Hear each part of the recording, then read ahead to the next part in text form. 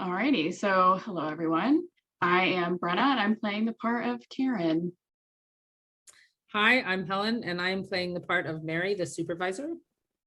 Hi, my name is Molly, and I'll be playing the part of Samantha, the burnt out worker.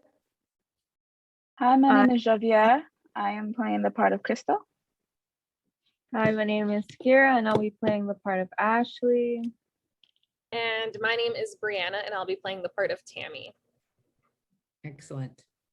Our difficult conversation project has us navigating a toxic work environment.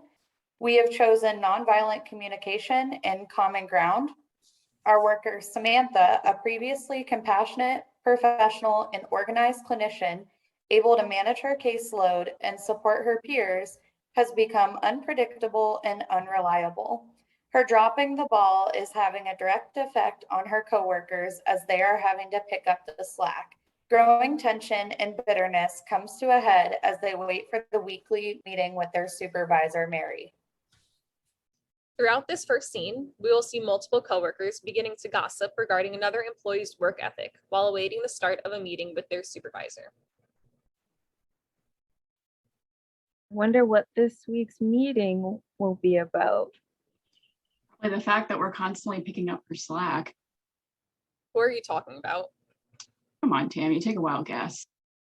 Really, Tammy, take a look around the room. We all have our days. Let's not be judgmental, everyone. Why is my caseload so high and everyone else gets downtime? Well, maybe if you weren't on Facebook all the time, you'd be able to manage your time better. Maybe you wouldn't be so annoyed if you kept your head in your own business.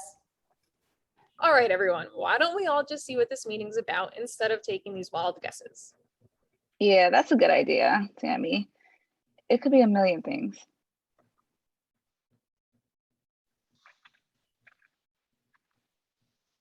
Scene 2 has the meeting concluding with the supervisor, Mary, exiting the room, leaving behind coworkers to discuss the current situation. Hey, guys. Do you mind staying back a minute? For what exactly? We just wanted to talk to all of you about something and maybe get some of your input. I honestly don't even have time for this, so can you please make it quick? I think we can all agree being critical and accusatory is both counterproductive and not at all helpful in communicating our needs. I would like to help facilitate a conversation between us using nonviolent communication, just as we do for our clients. I think that's a really good idea, and it might actually be helpful for us to better understand your situation, Samantha, as well as for us to be able to share our own observations and such. Well, this is going to be interesting. Okay, Karen, since you're so eager to start, you can go first. Please remember to stick to the guiding tenets of nonviolent communication. As a reminder for all of us, this exercise requires both empathy and sympathy. Please remember to share using I statements. Only observations rather than diagnosis or judgments. The goal is a neutral statement that allows observations rather than diagnosis. That allows Samantha to know what you have seen or heard her do that directly affects your own needs. Share your feelings only as they pertain to what behaviors you are observing. This goes for everyone. And most importantly, what requests you have in order to have your needs met. Yes, thanks for stating some guidelines, Crystal. I think those will be really useful. This already feels like we're being talked down to. This is not going to be easy. It's not like I asked for any of this. Come on, everyone, let's just give it a shot. The sooner we start this, the sooner we'll hopefully be able to reach a common ground and get to move on with our days. Okay, here it goes. When I see you missing deadlines and being late for work, I feel more burnt out myself as I then have to cover for you. Because I need my own time and work to be respected while still being allowed to provide my clients with the attention they need, I request that you communicate in advance when you need coverage. Thanks for sharing, Karen. Samantha, would you like to respond? I appreciate you being honest with me. When I hear you being openly critical of me, I feel disrespected and find managing my problems even more difficult. Could you instead come to me directly and share your feelings about how my burnout is affecting you? Great job, Karen and Samantha. I'm glad you were both able to openly and successfully share your concerns. I see you coming into work drunk, and it makes me feel like it will reflect poorly on all of us. Ashley, remember, purely observational, and think about how to voice this without judgment. Remember, giraffe rather than jackal language. Okay. When I see you not looking like yourself, I feel that you are potentially putting yourself and your work at risk. I appreciate your concern. I did not realize that my behaviors were negatively affecting all of you. See, everyone, look how easy that was.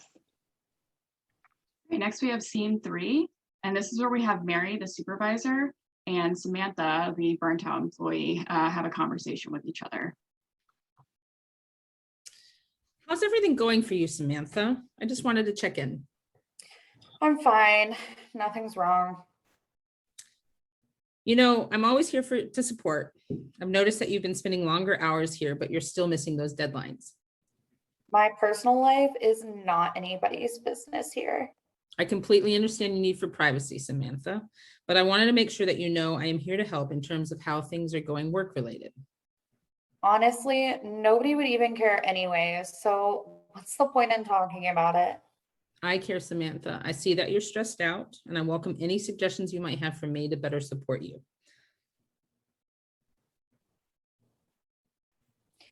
You know, there's actually something that is weighing heavy on me. My husband recently told me out of the blue that he wanted a divorce. We have been married for 12 years. Frankly, I'm also feeling really disconnected from everyone here, and it used to be such a safe place. Now I feel like everyone is bashing on me, and it's not my fault. Thank you for sharing with me and being so vulnerable. We both know that as social workers, we have a lot to carry for our clients, and it's important for us to tend to our own needs and be mindful of those needs. I have some resources that I can share with you that helped me as I was going through my own divorce a few years ago. I'm not one to take help, but you might be right this time. However, I'm still struggling with everyone here. Listen, why don't I bring everyone together so that we can better address this and take an opportunity to discuss what we need to have in the workplace to feel safe and respected. Sure, I guess.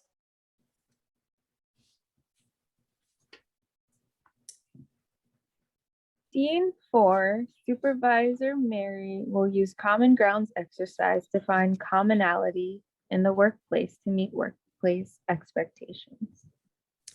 Hello, everyone. Thank you for coming. I've noticed some tension in our meetings and in general, and I thought it would be a good idea for us to come together and possibly discuss what we all need to feel safe and respected in the workplace. Though I know you are already all familiar with common ground through your own clinical work, I think that it's a good place for us to start in order for us to reconnect in a respectful way. I want to just take a brief minute before we begin to remind you of some of the necessities in this process. We're going to use respectful language. We're going to be professional and mindful. And we're going to listen in order to be able to paraphrase back without interjecting any of our own opinions or criticisms. Most importantly, I want to remind all of you that what is said here stays here. This is an opportunity for all of you to share these needs and have them heard, while hopefully finding commonalities to get us back to a more positive work environment for all. So Samantha, why don't you start us off today? Then Crystal, you can paraphrase back to what she said. I need to feel safe and respected at work. I need trust from my coworkers. Can you be a little more specific? I need my coworkers to trust that I can actually get my work done. So what does trust look like exactly to you? maybe not hovering over me while I do my work. So what you are saying is that if we do not hover over you while you are doing your work, you'll feel that we trust you. I feel like you guys are literally always on my back, and having the slightest bit of trust from you would ease my nerves a bit. Okay, Samantha.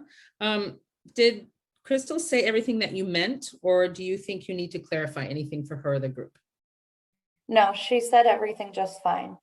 Excellent. Okay, so moving on, Karen, can you share what you need in the workplace? I really just need my other coworkers to stay on top of their own caseloads. My caseload is already super high, and it really annoys me that I have to take on everybody else's work on top of my own. Okay, thank you for sharing. Let's remember to leave accusatory tone and language out of this process as best as we can so that our actual needs are being heard. Karen, could you please rephrase speaking only to your needs? Okay. I sometimes feel as though I have to end up helping out my coworkers with their caseloads. Meanwhile, I feel as though I'm usually the only one working on mine. Nobody really bothers to even help me out. I need my coworkers to focus more on their time management, honestly. Thanks, Karen. So it sounds as though perhaps you don't feel supported in your own work and you're overwhelmed with taking on the work of others. Is that correct? Yeah. Okay, thank you, Tammy. Karen, how does that sit with you? Do you think you need to clarify anything else for her, or did she cover it? She covered everything. Okay, wonderful. We're already hearing each a little more clearly. Ashley, could you please share with us your needs? To feel safe and respected at work, I need more effective and respectful communication. Thank you for sharing. Crystal, would you mind paraphrasing what Ashley said? So Ashley, do you mind sharing what effective and respectful communication looks like to you? Sure. For me, it looks like calling in and being upfront about what you need so I can try to provide it to you. So, for example, if you're running late or you need emergency coverage, then give us a heads up. Okay, so Ashley, in order for you to feel safe and respected, it sounds like you would like us to give you a heads up when we are running late or need emergency coverage. Overall, you want us to communicate more openly with you to make sure everyone's on the same page. Thank you, Crystal. Ashley, how does that sound? Does that sound like she covered it, or do you need to clarify? I think everything Crystal said sounded pretty good. Excellent. So thank you so much for taking the time to do this exercise. I know these are all individual requests, but I think we can find commonalities between what we have shared. We see elements of respect, communication, and empathy, all things that we can easily work on in our own practice, but also in the workplace. Thank you, everyone, for participating. Here's to better times at work and reaching a common ground. All righty. So now we are going to share our screen. All right.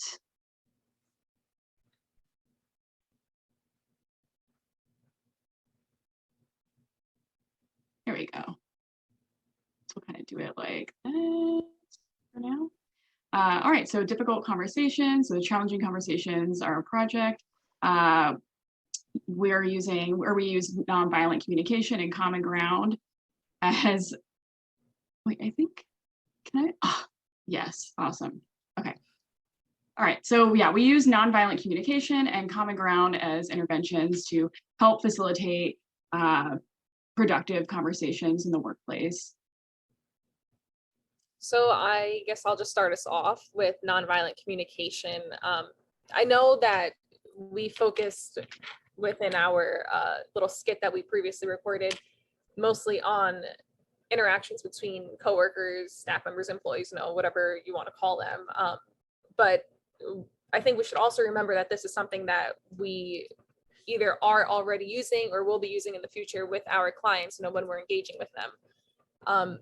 Something about NVC to me is it was so much easier for me to learn in school. I mean, in the field, you know, practicing it rather than in school. And, you know, you're just like Right. reading about it and, hey, you should do this rather than doing that. It's definitely something personally that I felt was so much easier to learn. And I don't want to say master yet, but get closer to mastering while in the field working with my clients. Do any of you feel that same way for those of you who already are in the field? Well, I'm not in the field, but I'm curious how your clients actually respond to this.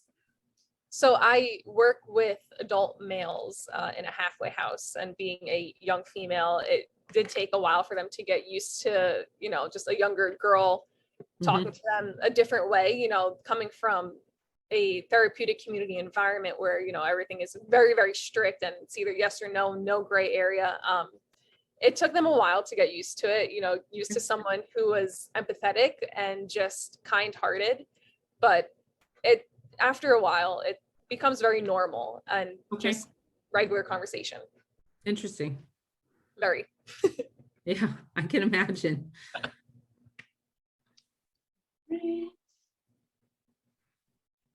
So this using the statements like I and accusatory like words, it's kind of easier when you're in your feelings. It's kind of easier to you know talk like that, like talk as far as if you're feeling upset somebody did something and you use accusatory words.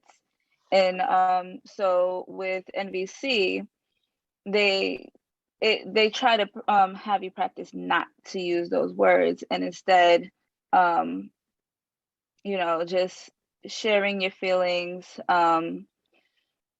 you know, just using just like in a better way than just like you did this or you did that. You know, making requests, letting them know that your needs. That's what NVC is all about. I know I still kind of find it hard to do Absolutely. personally for me. I know like we in our other conversations, I know that we've all talked about how kind of hard it is to do, but I know that we are practicing it in different ways. So anybody? Right. Yeah, I recognize that my body responds to words coming at me differently. Like I almost have Yeah. a physical response to language Yes. that out of the gates feels attacking or accusatory, even if there is a clear like feeling being communicated to me or a very specific request. Certainly. So I recognize like on a visceral level how important getting this process right, even if we don't follow the exact form of the script in practice, like the idea behind it is valuable to so that we're not, I think Rosenberg said, you know, we're not building a wall, but instead like a window or something. So Right. I understand it, but I completely agree that it's really hard to sort of recognize when the language is paving a way that is going to make it more difficult than it needs to be, right? Exactly. Yeah. No, yeah, for sure. I think like my main thing with it is like I don't know, it's like minute pieces of like words or whatever could completely, I don't know, could be like jackal language. So it's like, I don't know, I don't want to say I'm like paranoid about about speaking more giraffe like, but it's like yeah, like I'm noticing it more like what you said, Helen, than before. Right. Right.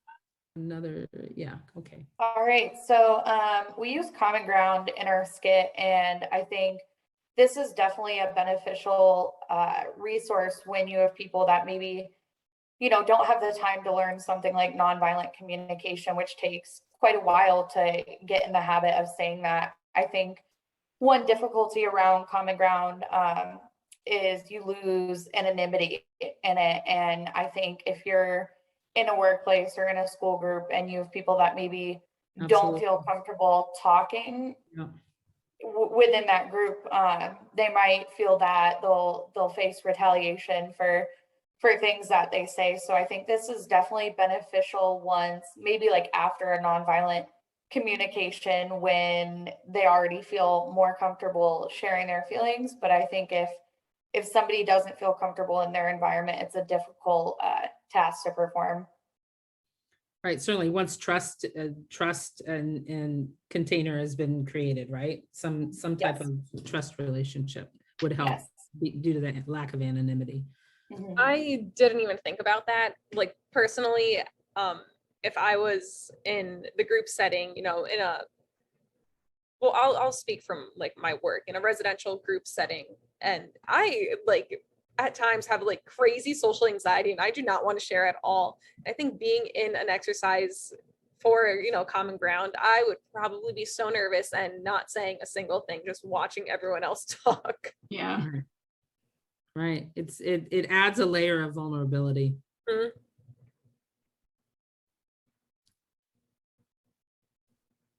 So yeah, Common Ground was pretty much chosen because it is an amazing way to facilitate, constructive conversation.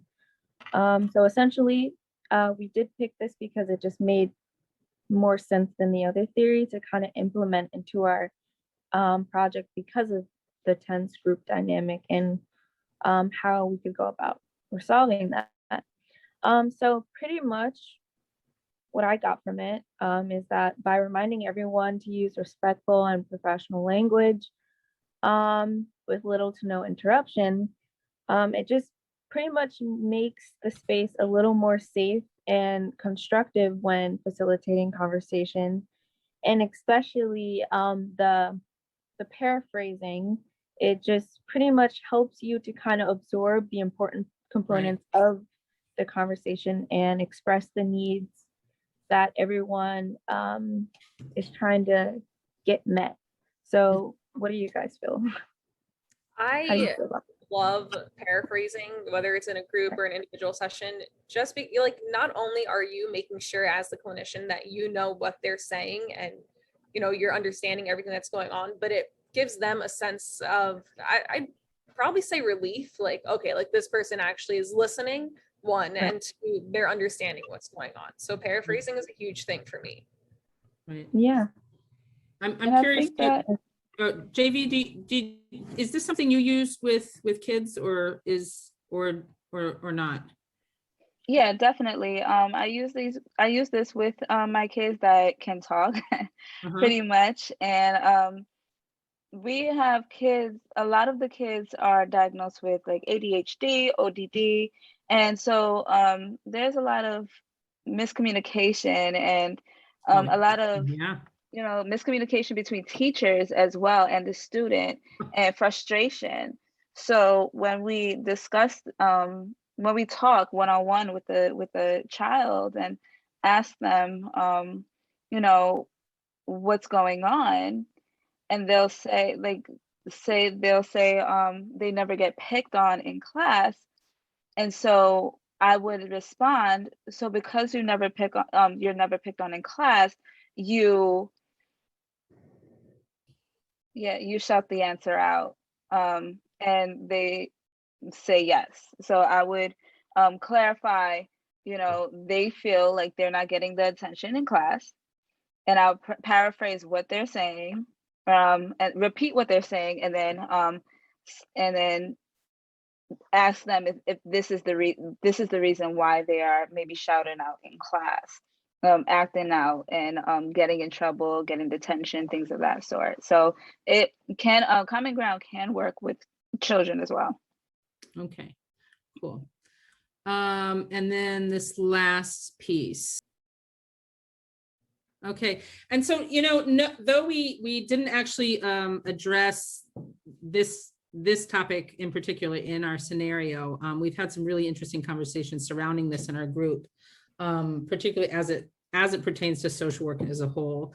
And we have the NASW Code of Ethics and Standards up here, and Culture of Humility, because these were sort of the two resources that were guiding our conversations on this subject, specifically as the standards outline in fairly great detail the actual role of the social worker in dismantling social injustice, by means of addressing oppressive institutions, by recognizing privilege where privilege is, and being responsible for working in such a way that we're affecting change, right? That social workers are ultimately expected to be vehicles of that change. It does require work, and it's consistent, but like we learned with the cultural humility piece, that it's an ever evolving, changing learning process as well. But certainly the diversity aspect of this speaks to both the diversity of social workers themselves, that we're always looking to diversify the actual individuals who are joining the workforce as social workers, not just speaking to the diversity of the clients we work with, right? We through the code of ethics and the standards, we are intentionally seeking out opportunities to work with marginalized communities, while also being conscious of the makeup of the people who make up the workforce themselves. And so I think it's important for this mindfulness aspect, this mindfulness piece, to be fully aware of where we're meeting people in their own lived experiences, but also making sure that we're part of the process of working in the organizations and the institutions we work for, making sure that they are attending to hiring practices that continue to diversify their staff. Right. Awesome. Right. All right. And then in the stage of our group, I feel like we entered the community phase pretty quickly. I know like maybe the first meeting we were, pseudo community because we didn't know each other, and we're all fresh, brand new MSW students. And we didn't really get into a chaos stage. Do you all agree that we just kind of went to community, right? Yeah. I would say we're firmly, and certainly this entire process for the heavier lifting of the project has brought us definitively into that. Like I feel very much, particularly after this evening, that we've reached this stage. Awesome. All right. All righty. Well, thank you all so much.